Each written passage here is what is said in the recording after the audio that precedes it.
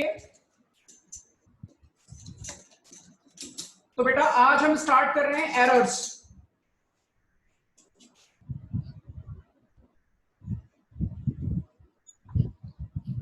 इन measurement.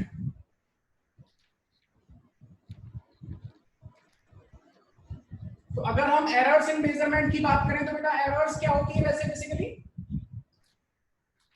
जैसे हम measurement की बात कर रहे हैं तो इसका मतलब है जब तुम कोई क्वांटिटी को मेजर करोगे तो वो जो मेजर्ड वैल्यू है और जो उसकी एक्चुअल वैल्यू है उसके बीच में जो डिफरेंस होता है उसको हम एरर बोलते हैं। तो एरर है क्या? Error is difference between measured value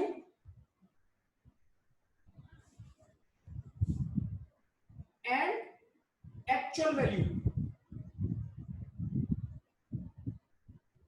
अब मान लीजिए ये मेरे पास एक ब्लॉक है, दिस इज अ ब्लॉक, और इस ब्लॉक का वेट है 2.0 kg। अब मैंने इस ब्लॉक को सॉरी दो बच्चों को दिया, एक बच्चा है ए, मैंने उसको बोला बेटा इसको मेजर करो, तो उसने मेजर किया, उसका वेट आया 2.02 kg वेट आया उसका। और एक दूसरा बच्चा है बी, उसने मेजर किया तो उसका आया 1.95 kg। ठीक है बच्चों?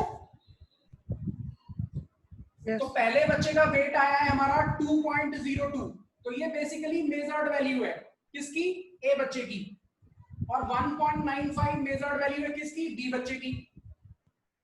तो एरर कितना आया? तो पहले बच्चे का जब हम एरर निकालेंगे तो यहां पे ट्रू वैल्यू है 2.0, तो आप ट्रू वैल्यू में से मेजर्ड वैल्यू को माइनस कर दो 2.02, तो कितना आंसर आया बेटा? आंसर आया हमारा 0.02, और वो भी किसमें? माइनस में। आया बेटा कि नहीं आया? Yes sir. और ये किसमें होगा? केजी में होगा, क्योंकि केजी में से केजी माइनस करेंगे तो केजी तो आएगा। तो फर्स्ट केस में हमारी एरर आ रही है -0.02। इसका मतलब एरर माइनस भी हो सकती है और एरर प्लस भी हो सकती है। अब इस वाले केस में अगर हम निकालेंगे तो इस वाले केस में एरर आएगी 2.0 माइनस 1.95, तो ये आ गई हमारी 0.05 kg। तो आपको दिख रहा है कि इस वाले केस में हमारी जो एरर आ रही है वो माइनस में आ रही है, और इस वाले केस में हमारी जो एरर आ रही है वो प्लस में आ रही है। ठीक है बेटा? तो मेरे हिसाब से आपको समझ में आ गया होगा कि हम एरर कैसे निकालते हैं। ठीक है बच्चों? अब देखिए इसके बाद हम आगे चल रहे हैं, तो इसके बाद हम आगे बात करते हैं। तो हमारा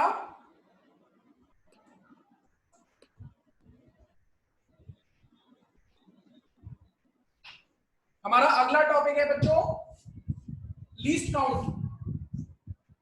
तो मैं अगली चीज आपको बता रहा हूं लीस्ट काउंट। तो एरर मेरे हिसाब से आपको समझ में आ गया होगा। सॉरी, हाँ तो बेटा लीस्ट काउंट क्या होता है जरा बताओगे आप? So it's the least value that can be measured accurately by a instrument. बिल्कुल सही है, बिल्कुल सही है। तो लीस्ट काउंट का क्या मतलब है? लीस्ट काउंट का मतलब है least value measured by an instrument. ठीक है? चलिए अब मान लीजिए मेरा एक बच्चा है ए, इसने कोई वैल्यू मेजर की, वो वैल्यू आई 2.04 kg। एक बच्चा है बी, उसने मेजर किया कोई भी वैल्यू मेजर करके लाया हो, तो वो आई मान लीजिए 2.95 1 kg, और एक बच्चा है C, वो मेजर करके लाया 2.000 kg। ठीक है बच्चों, तो इस वाले मेजरमेंट का ये जो वैल्यू मेजर हुई है इसका लीस्ट काउंट कितना होगा? तो लीस्ट काउंट लिखने का तरीका देखो आप, कि जो भी वैल्यू लिखी हुई है उसको आप लिख लो, और उसके बाद लेफ्ट साइड से इसके नीचे 0 लिखना शुरू करो। तो यहां पे 0 लिखो, डेसिमल की जगह डेसिमल लगाओ, और बाकी सारे फिगर्स के नीचे 0 लिख दो। जो सबसे राइट मोस्ट फिगर होगा उसके नीचे 1 लिखो, और यूनिट वही होनी चाहिए जिस यूनिट में मेजर किया गया है। तो इसका लीस्ट काउंट कितना आ गया बेटा? ये जो पहली वैल्यू मेजर की गई है इसका लीस्ट काउंट आ रहा है, least count is equals to 0.01 kg। ठीक है, यस सर।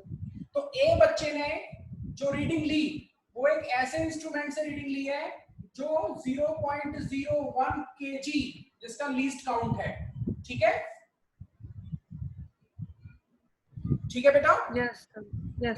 इसी तरह से अगर मैं ये थर्ड बच्चे की बात करूं तो थर्ड बच्चे का लीस्ट काउंट कितना हो जाएगा? तो उसका लेफ्ट मोस्ट फिगर है 2, तो उसके नीचे 0 लिखो, डेसिमल की जगह डेसिमल, फिर 0 की जगह 0, फिर 0 की जगह 0, और आखिरी जो फिगर होता है उसके नीचे 1 लिख देते हैं हम। तो इसका लीस्ट काउंट कितना है? 0.001। तो इस तरह से कोई भी मेजर्ड वैल्यू है उसका लीस्ट काउंट आप निकाल सकते हो। ठीक है बेटा, ठीक है। Yes sir.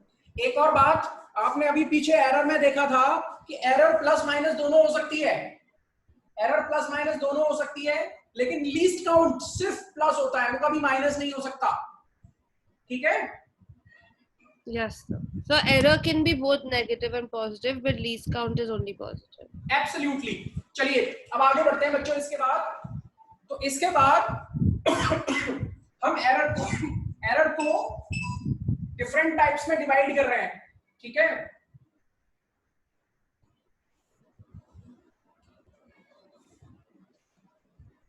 तो बच्चों एक तो एरर होता है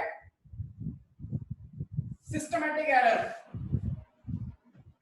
ठीक है बच्चों, तो लेट्स सी सिस्टमैटिक एरर।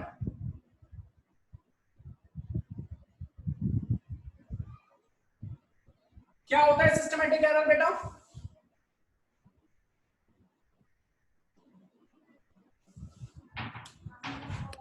बेटा systematic error are the error which occur in one direction, either in positive or negative. ठीक है, तो these are error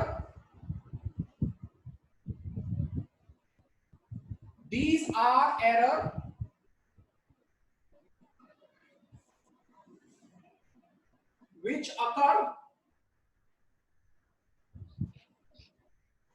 constantly in one direction,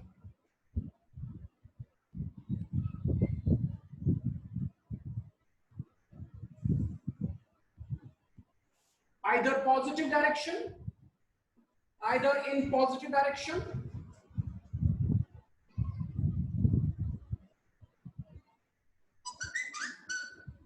or negative direction। ठीक है बेटा, अब ये पॉजिटिव और नेगेटिव एरर क्या होता है ये सब मैं आपको तब बताऊंगा जब मैं आपको मेजरमेंट पढ़ाऊंगा। ठीक है, जब मैं इंस्ट्रूमेंट पढ़ाऊंगा आपको, जैसे जब मैं वर्नियर कैलिपर्स या आपको स्क्रू गॉज पढ़ाऊंगा उस वक्त ये बताऊंगा सब मैं।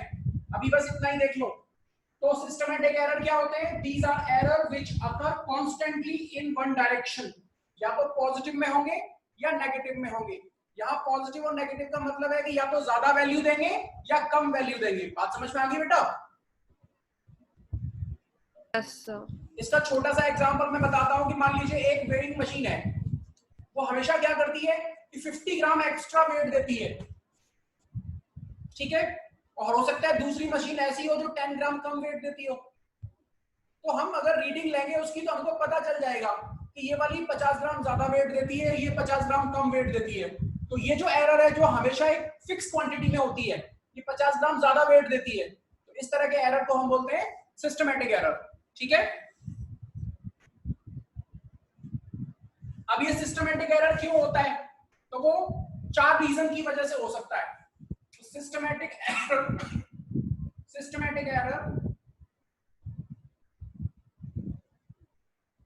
error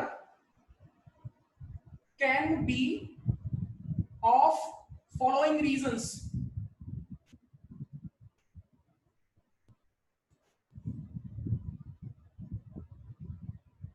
तो पहला रीजन है बेटा इसमें, उसको बोलते हैं हम पर्सनल एरर।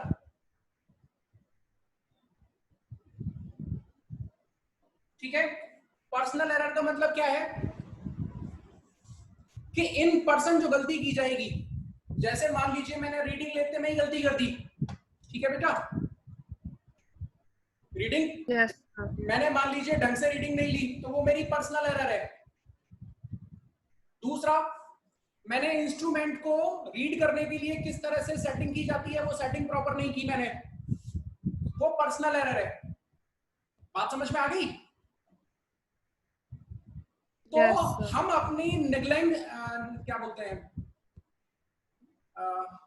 हम, इसका मतलब है कि हमने बेटा ध्यान से नहीं किया। तो जब आपका, अब इसको इंग्लिश में क्या बोलेंगे, इस वर्ड को मेरे दिमाग में नहीं आ रहा है, तो आप हिंदी में अगर बात करें तो ध्यान भंग कह सकते हैं इसको, कि अगर आपने ध्यान नहीं दिया तो उसकी वजह से जो गलती हुई, क्या बोलेंगे बेटा आप ऐसे करो, हाँ हाँ, नेग्लेक्ट अगर उसने कर दिया, नेग्लिजेंस बोलना चाहिए, नेग्लिजेंस। तो पर्सनल नेग्लिजेंस की वजह से जो एरर आते हैं उनको बोलते हैं बेटा हम पर्सनल एरर। ठीक है, इसके बाद दूसरा अर्शी, दूसरा है instrumental error.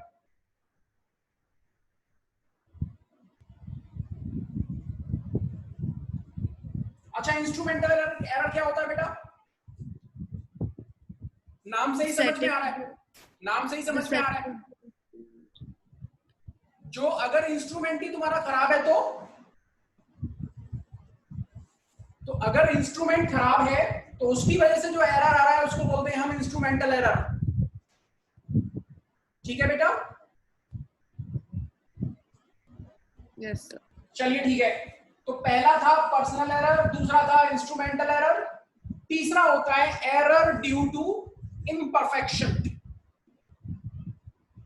Error due to imperfection.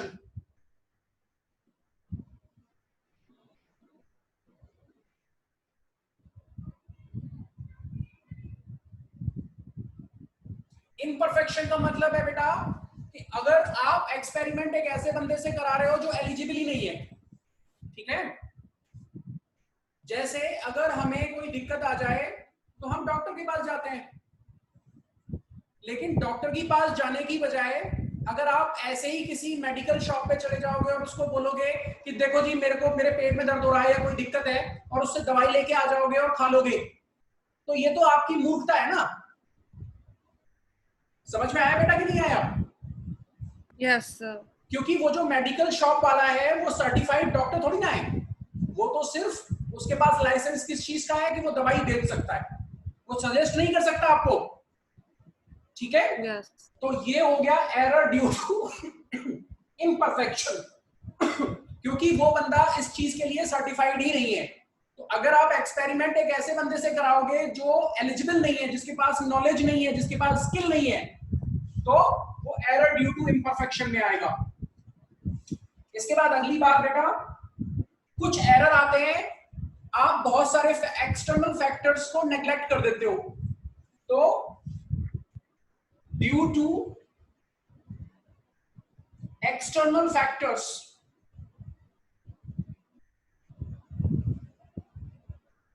इसमें एग्जांपल मैं बता देता हूं आपको। जैसे आप एयर रेजिस्टेंस को, मैंने अक्सर देखा है कि एयर रेजिस्टेंस को हम एक्सपेरिमेंट्स में इग्नोर कर देते हैं कि नहीं कर देते हैं? जैसे yes. एक एग्जांपल होता है, सॉरी एग्जांपल नहीं, एक्सपेरिमेंट होता है, आप लोग 10th क्लास में करते हो, सिंपल पेंडुलम का एग्जांपल तो सबको कराया जाता है, ठीक है? तो सिंपल पेंडुलम के एग्जांपल में हम कहां करते हैं? अपनी लैब में। तो क्या आप कभी भी एयर रेजिस्टेंस को डिस्काउंट करते हो उसमें? नहीं करते, आप हमेशा एयर रेजिस्टेंस के साथ में कर देते हो उसको। तो एयर रेजिस्टेंस की वजह से कुछ ना कुछ एरर तो आता है ना। तो अब एयर रेजिस्टेंस की वजह से जो एरर आ रहा है उसको आपको एलिमिनेट करना है, तो क्या करना पड़ेगा, एक ऐसे रूम में जाना पड़ेगा जहां बिल्कुल भी एयर रेजिस्टेंस ना हो। ठीक है, तो इसकी वजह से जो एरर आता है वो भी सिस्टमैटिक एरर के अंदर आता है। तो सिस्टमैटिक एरर जो होती है ये बेटा इन 4 वजह से होती है। ठीक है, ठीक है।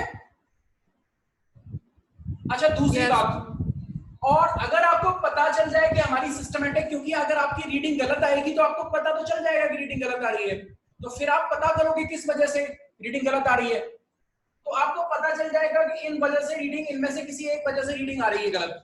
तो क्या करोगे आप, अगर आपको पता चल जाएगा कि पर्सनल एरर आ रहा है तो आप क्या करोगे, उस बंदे को टाइटली बोलोगे कि भाई ध्यान से करो इसको। अगर इंस्ट्रूमेंटल एरर है तो आप इंस्ट्रूमेंट रिप्लेस कर दोगे। और तीसरी बात, इम्परफेक्शन की वजह से है तो आप एक अच्छा एलिजिबल कैंडिडेट लोगे। और इग्नोरिंग फैक्ट्स की वजह से है तो उसके बाद आप फैक्ट्स को इग्नोर नहीं करोगे। तो इस तरह से अगर आप ध्यान दोगे तो आपकी एरर एलिमिनेट हो जाएगी। हो जाएगी कि नहीं हो जाएगी बेटा, हो जाएगी। Yes. तो इसका मतलब है दीज आर एरर विच अगर constantly in negative and positive direction. दूसरी बात, इनका अगर रीजन हमको पता चल जाए तो हम इनको एलिमिनेट कर सकते हैं कंप्लीटली। तो these error can be completely eliminated. तो दीज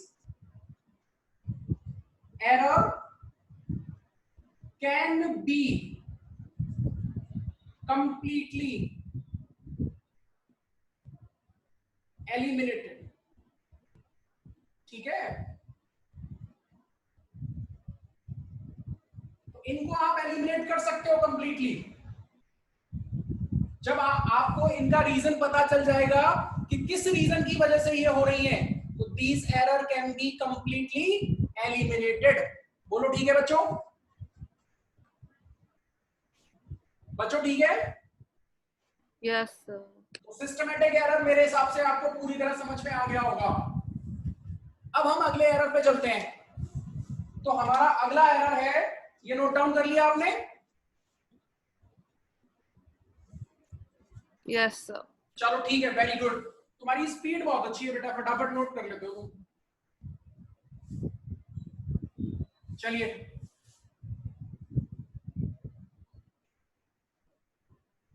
तुम्हारे 10th में कितने मार्क्स आए थे भाई? Sorry sorry sorry sorry sorry sorry, अभी तो बोर्ड के एग्जाम। हाँ सॉरी सॉरी, मुझे अचानक याद आ गया। ठीक है ठीक है, चलो। अब देखो बेटा, इसके बाद एक एरर होती है random error.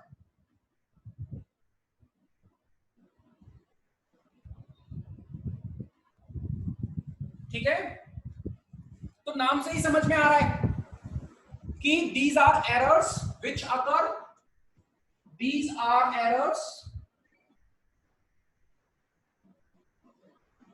errors which occur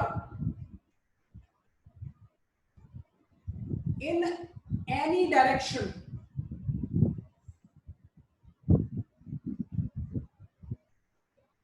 with any magnitude।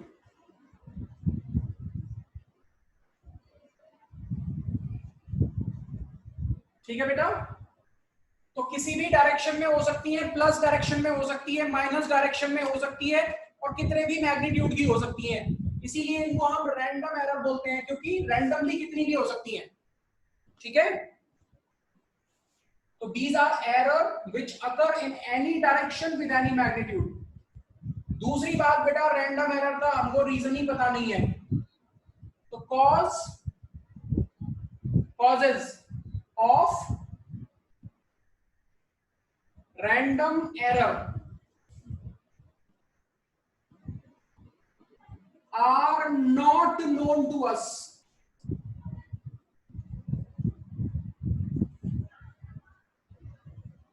अब बेटा, जिसके तुम्हें कॉज ही पता नहीं है तो तुम उसको एलिमिनेट तो कर नहीं सकते। सो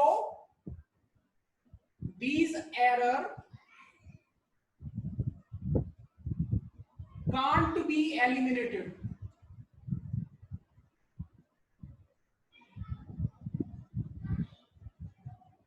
ठीक है, अब इनको एलिमिनेट तो कर नहीं सकते, तो क्या करें, तो फिर एक काम करो, इनको रिड्यूस कर सकते हैं। कैसे रिड्यूस कर सकते हैं कि आप बहुत सारी रीडिंग्स लो, मतलब मल्टीपल रीडिंग्स लो और उन रीडिंग का एवरेज ले लो, ठीक है, मीन, हाँ मीन ले लो, बिल्कुल उनका मीन ले लो आप, तो ये एरर मिनिमाइज हो जाएंगी। तो हम आगे लिख रहे हैं, but these error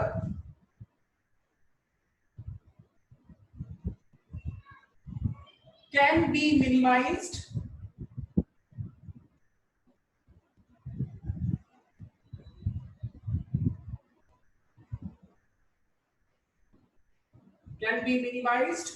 by taking mean of multiple readings।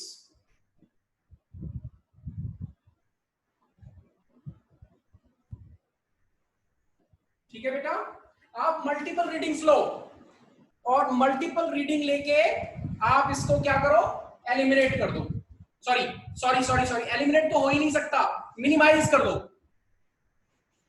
ठीक है, ठीक है बच्चों, तो आपको रैंडम एरर समझ में आ गया? यस। चलिए, इसके बाद एक आता है बेटा हमारे पास एब्सोल्यूट एरर।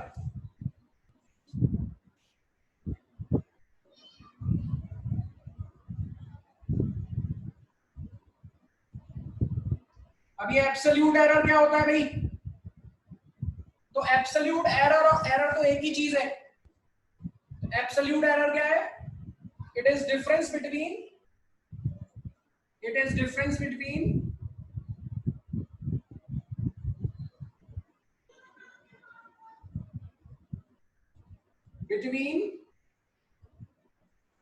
true value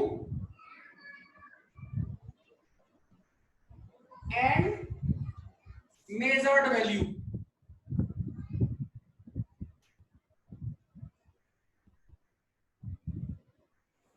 ठीक है बच्चों,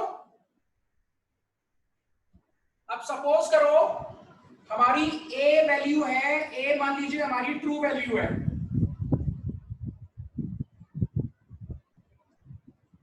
और हमारी पहली मेजर्ड वैल्यू है A1, तो एरर कितना होगा? तो मेजर्ड वैल्यू है मेरी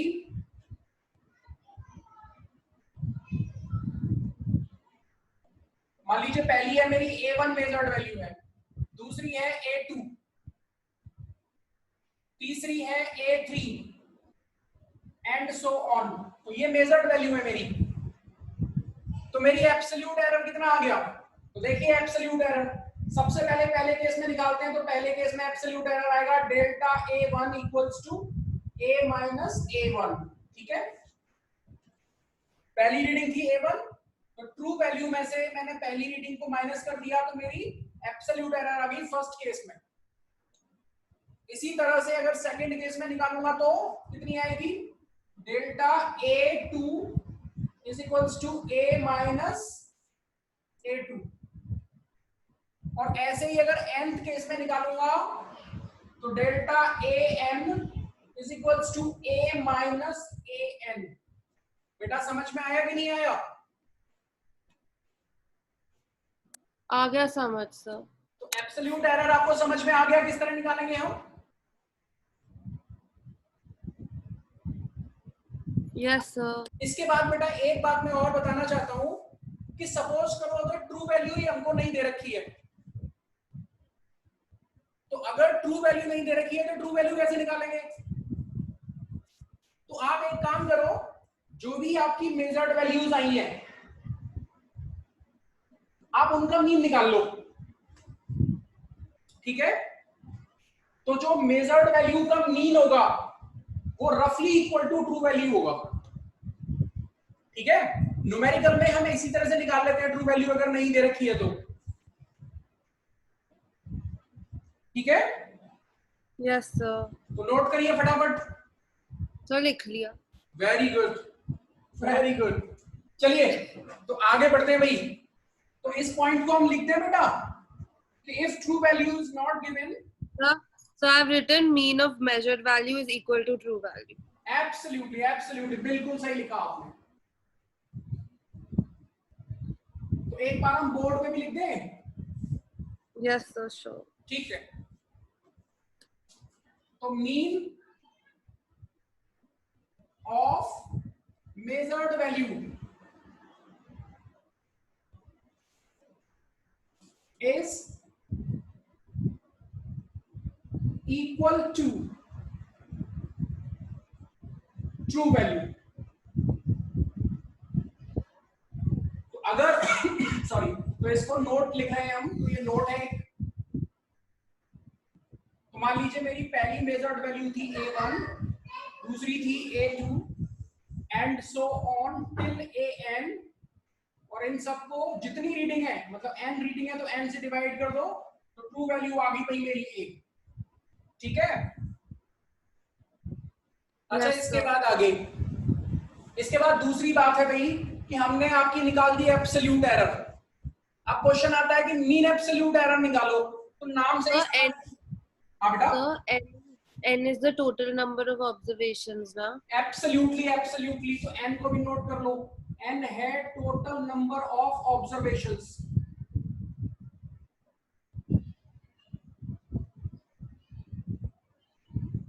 ठीक है। तो टोटल नंबर ऑफ ऑब्जर्वेशंस भी आ गई हमारी।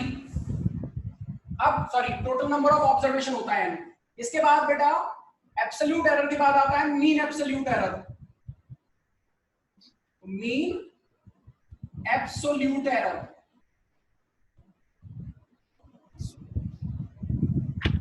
तो क्या है भाई मीन एब्सोल्यूट एरर? तो भैया नाम से ही समझ में आ रहा है, जितनी भी एब्सोल्यूट एरर आ गई है उनका मीन कर दो। ठीक है। तो देखिए इट इज एवरेज ऑफ,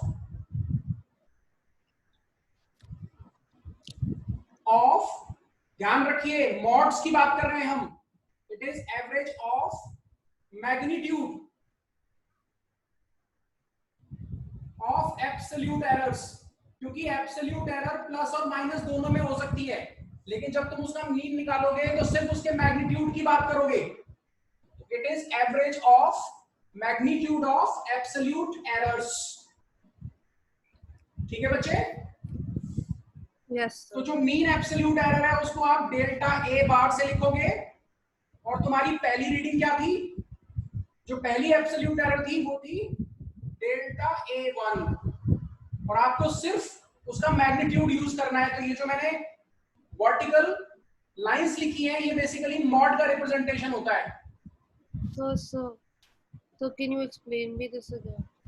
बिल्कुल अभी बताता हूं बेटा। एक्चुअली होता क्या है कि जैसे आपकी एरर आई -2, ठीक है। Okay. तो ये जो मैंने वर्टिकल जो ये लाइंस लिखी हैं, वर्टिकल लाइन का मतलब होता है मॉड। मॉड का मतलब मैग्नीट्यूड। मतलब -3 में से आपको सिर्फ 3 लिखना है, माइनस नहीं लिखना है। Okay, ठीक है। sir. तो अगर डेल्टा A1 प्लस हो या माइनस हो आपको हमेशा प्लस ही लिखना है। मॉड का मतलब होता है पॉजिटिव मैग्नीट्यूड। ठीक है। तो ये मॉड का सिंबल होता है। तो इस तरह से मॉड का सिंबल बनाते हैं हम। प्लस बेटा समझ में आया मॉड का मतलब कि नहीं समझ में आया? Yes, sir. आ गया. Upon n।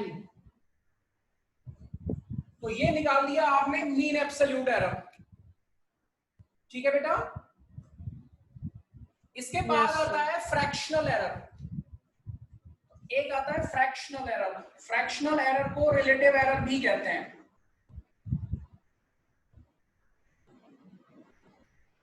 और रिलेटिव एरर, तो समझ में आ रहा है रिलेटिव का मतलब क्या है? रिलेटिव का मतलब है कि आप एरर को किसी के रेस्पेक्ट में बता रहे हैं। तो it is ratio of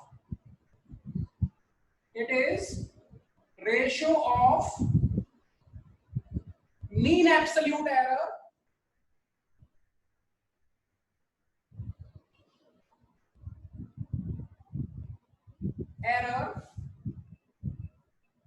to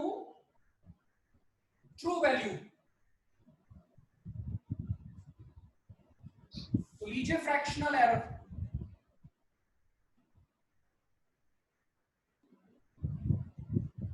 आपकी मीन वैल्यू क्या थी? मीन एब्सोल्यूट एरर तो ये थी, और इसको हम ट्रू वैल्यू थी हमारी ए, तो लीजिए फ्रैक्शनल या रिलेटिव एरर निकल के आ गया। ठीक है बेटा? Yes sir. अब इसको नोट डाउन कर लिया बच्चे आपने? सर एक सेकेंड। हाँ हाँ कर लो, लगेगा। कर लो कर लो कर लो।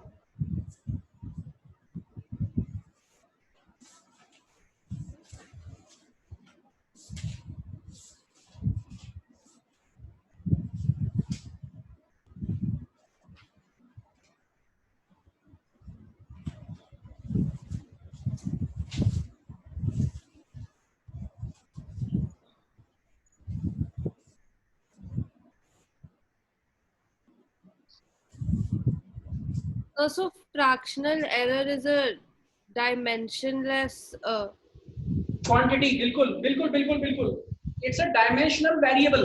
variable ना? Absolutely absolutely, it's a dimensional variable. तो हटा दो बेटा, हाँ dimension less variable, sorry dimension less variable, बिल्कुल सही है बेटा, शाबाश। चलो आगे बढ़े। Yes sir. इसके बाद फ्रैक्शनल एरर के बाद आता है आगे परसेंटेज एरर। तो देखिए भाई परसेंटेज एरर भी देख लीजिए। तो परसेंटेज एरर होता है बेटा हमारा, परसेंटेज एरर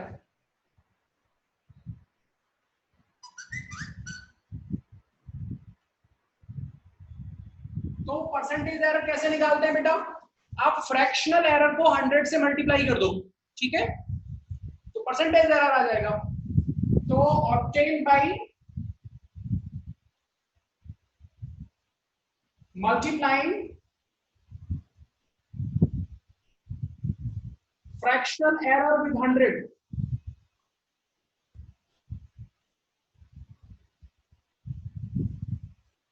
तो आपकी फ्रैक्शनल एरर आती है डेल्टा ए बार अपॉन ए, ये फ्रैक्शनल एरर हो गई, इसको 100 से मल्टीप्लाई कर देंगे तो आपकी परसेंटेज एरर आ गई। ठीक है बेटा?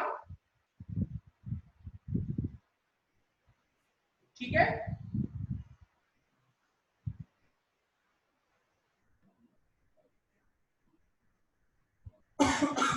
ठीक है बच्चे? Yes sir. इसके बाद बेटा क्वेश्चन आता है कि अगर आपके पास कोई मेजर्ड वैल्यू है, मान लीजिए क्वेश्चन है कि if weight of body is 2.04 ग्राम। ठीक है? ठीक है बेटा कि नहीं? ठीक है? Yes sir. ठीक है। और इसमें जो एरर आएगा बेटा, अगर हम देखें तो इसमें एरर कितना आएगा? If a body weighs, देखो अगर ध्यान से हम देखें तो एरर जनरली क्या होता है, ये जो लास्ट वाला फिगर होता है, डिजिट होता है, हम इसी में तो इनश्योर होते हैं, बाकी में तो हम श्योर होते हैं। ठीक है? हमारा जो लास्ट डिजिट होता है वो हमेशा कैसा होता है? Unsure digit. चलो कोई बात नहीं, इतनी सब बातें मैं आपसे नहीं पूछता, मैं सीधा अपनी तरफ से बता देता हूं। ठीक है? If weight of body is 2.04 gram and error is 0.01 ग्राम, ठीक है, प्लस माइनस 0.01 ग्राम, तो आप इस क्वांटिटी को एक्सप्रेस करो, देन एक्सप्रेस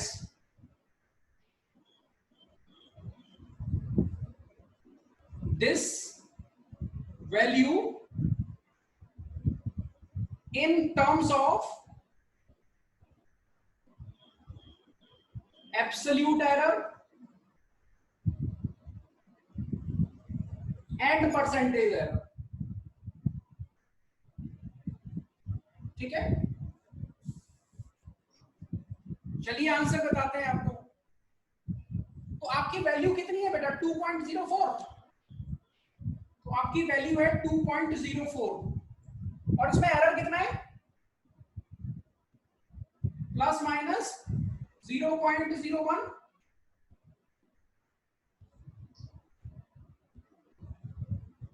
ठीक है बेटा? Yes sir. तो एक तरीका तो ये है, उसने किस टर्म में पूछा? एब्सोल्यूट एरर के टर्म में पूछा। तो ये तो हो गया एब्सोल्यूट एरर के टर्म में, हो गया बेटा? Yes sir. अब इसका परसेंटेज एरर निकाल दूं जरा मैं? Yes sir. तो परसेंटेज एरर निकालते कैसे निकालते हैं भाई? एरर आ रहा है 0.01, ट्रू वैल्यू है 2.04 into 100। ठीक है? तो बेटा जरा सॉल्व करना, कितना आ रहा है?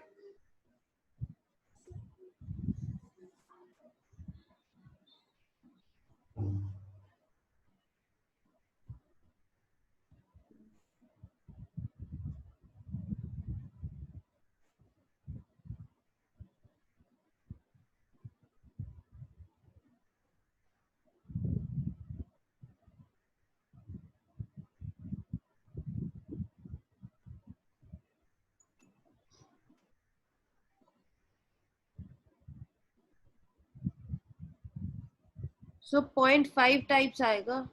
0.5%। ठीक है, रफली रफली, नॉट एग्जैक्टली बट रफली। ठीक है? ठीक है बेटा? तो इसका जो परसेंटेज एरर आया वो 0.5% आया। तो जब तुमने क्वांटिटी को एब्सोल्यूट एरर के टर्म में रिप्रेजेंट किया तो ऐसे रिप्रेजेंट कर दिया, और फिर उसने दोबारा पूछा कि परसेंटेज एरर के टर्म में रिप्रेजेंट करो, तो इसकी वैल्यू क्या हो जाएगी? 2.04 तो वैल्यू है, प्लस माइनस परसेंटेज एरर है 0.5%। समझ में आया बेटा? Yes sir. तो आप किसी भी मेजर्ड वैल्यू को इस तरह तो एब्सोल्यूट एरर के टर्म में रिप्रेजेंट कर सकते हैं, और इस तरह से कैसे रिप्रेजेंट कर सकते हैं? परसेंटेज एरर के टर्म से। ठीक है बेटा? Yes sir. तो इसको फटाफट नोट करो, फिर आगे बढ़ेंगे। करिए।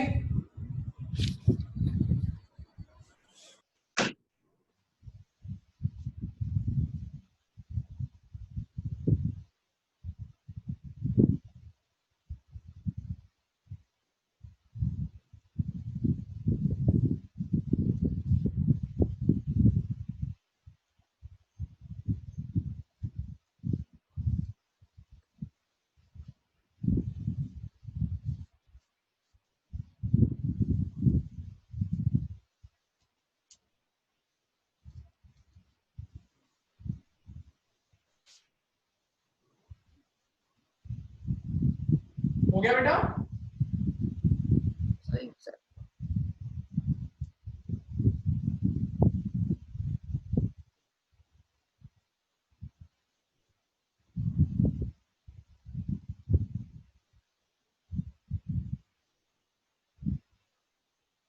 मैं आपकी साइट को वो तो नहीं कर रहा, हाइड तो नहीं कर रहा।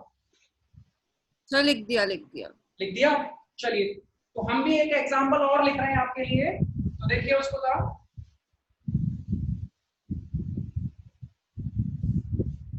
तो इन एन एक्सपेरिमेंट, एक So in एक्सपेरिमेंट है the बेटा। answer, हाँ so बेटा? in the previous question, so in this the question you made us do before, so हाँ, why have you written 2.04 plus 5%? Why can't we just write error is 5%?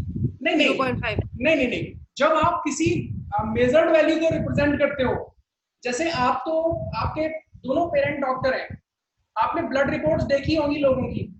बहुत सारी labs जब blood reports देती हैं तो देखो हमेशा जो भी वैल्यू होती है, जैसे हीमोग्लोबिन है या आरबीसी है या डब्ल्यूबीसी है, तो उनके सामने हमेशा प्लस माइनस में एरर लिखते हैं। लिखते हैं कि नहीं लिखते हैं? लिखते हैं।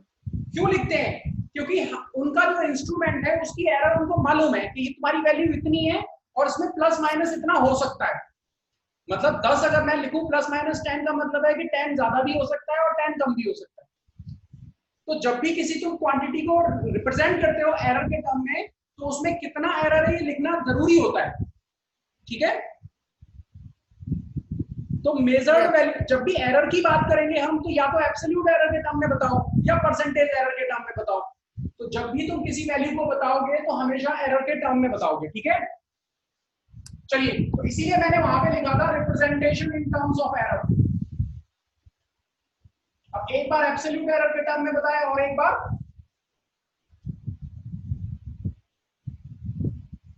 परसेंटेज एरर के टर्म में बताया। अब देखो एक एक्सपेरिमेंट है हमारा, उस एक्सपेरिमेंट में, इन एन एक्सपेरिमेंट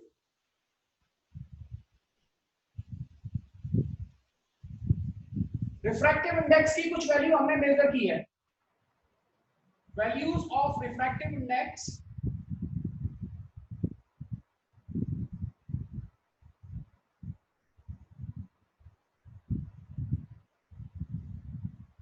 जो वैल्यूज आई है बच्चों, एक आई है 1.45, दूसरी वैल्यू है 1.56, तीसरी वैल्यू है 1.54, चौथी वैल्यू है 1.44, पांचवी वैल्यू है 1.54 और छठवीं वैल्यू है 1.53।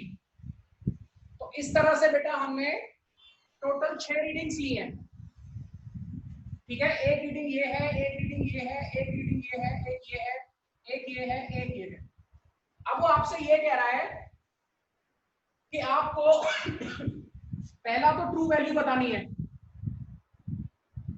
कि आप रिफ्रैक्टिव इंडेक्स की ट्रू वैल्यू बताइए। दूसरा उसने बोला आपसे कि आप मीन एब्सोल्यूट एरर बताओ इसकी।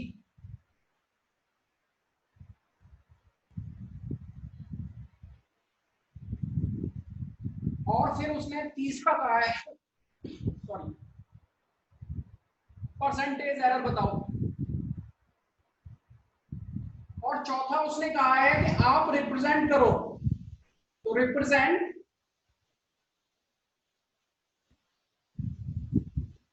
ट्रू वैल्यू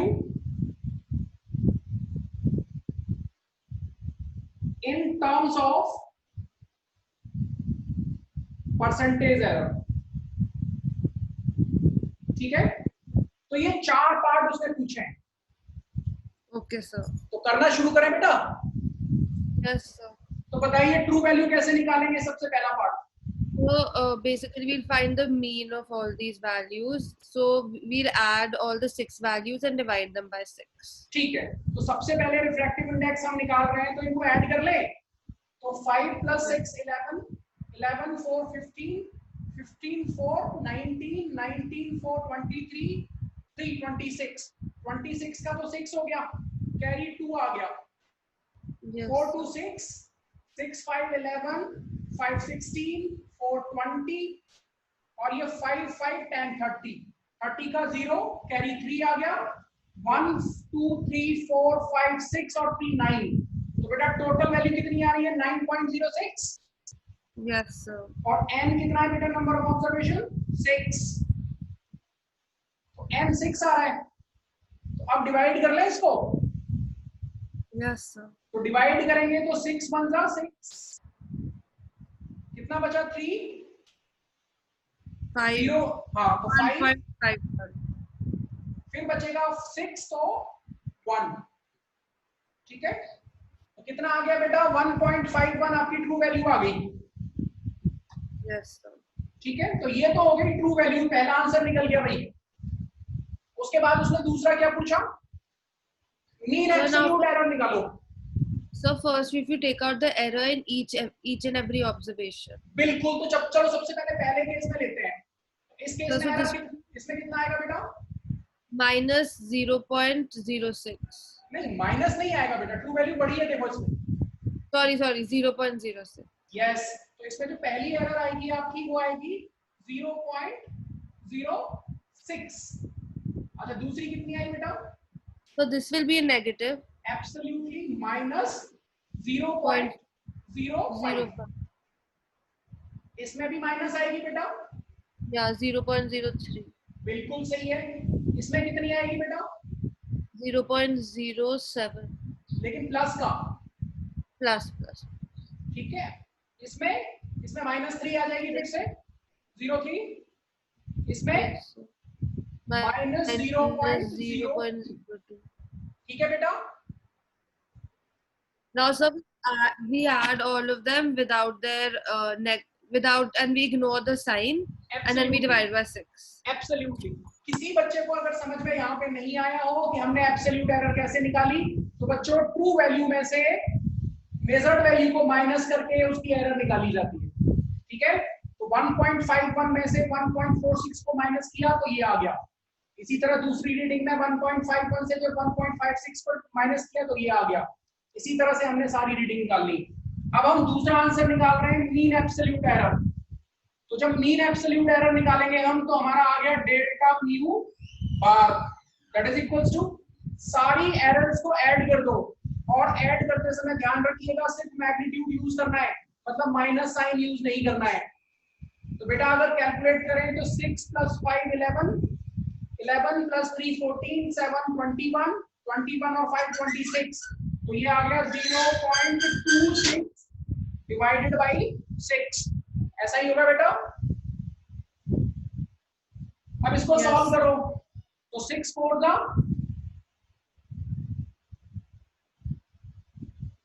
कितना आएगा बेटा? 6 4 जा 24। तो ये आ गया 0.04। और एक बार और सॉल्व कर लेते हैं तो कितना बचेगा? 2 बचेगा तो 3 टाइम जाएगा। ठीक है? इतना आएगा बेटा। यस। लेकिन आपको मालूम है कि जब आप एरर निकाल रहे हो, सॉरी एब्सोल्यूट एरर निकाल रहे हो, तो सारी एरर्स में डेसिमल के 2 प्लेस हैं। ठीक है? तो इसको भी राउंड ऑफ करना पड़ेगा, तो कितना आएगा बेटा? सर 0.04। बिल्कुल। तो ये आएगा 0.04। ये तुम्हारी एब्सोल्यूट एरर आ गई। ठीक है? इसके बाद क्या निकालना है बेटा? तो थर्ड निकालना है इसके बाद परसेंटेज एरर। Yes sir. तो परसेंटेज एरर कैसे निकालेंगे? तुम्हारी एरर कितनी आई है बेटा? एब्सोल्यूट एरर तुम्हारी 0.04। तो 0.04 डिवाइडेड बाय 1.51 into 100। ठीक है। इसका जब आंसर लिखेंगे तो 0.04 लिखेंगे, लेकिन बेटा जब परसेंटेज एरर निकाल रहे हो तो पूरी वैल्यू लिखो, 0.43 लिख लो, कोई बात नहीं है, कैलकुलेशन में पूरा लिख सकते हैं। And divide by true value कितनी थी? 1.51 into 100। तो सॉल्व करने से कितना आएगा बेटा? जरा बताओगे सॉल्व करके।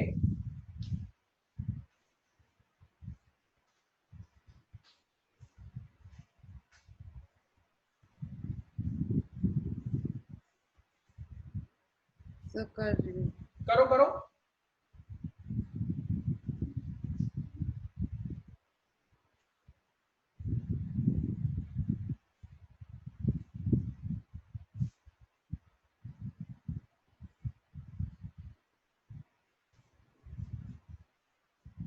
बेटा अप्रोक्सीमेटली 3 आएगा कि नहीं आएगा?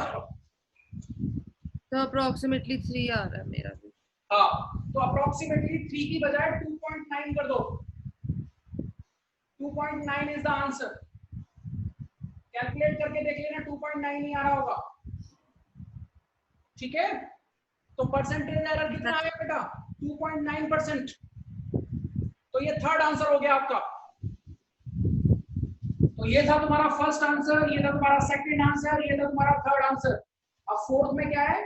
आपको वैल्यू को रिप्रेजेंट करना है परसेंटेज एरर के टर्म में। तो बेटा बताओगे क्या आंसर आएगा?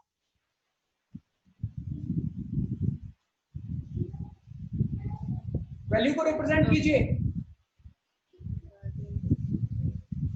1.51 plus 2.4।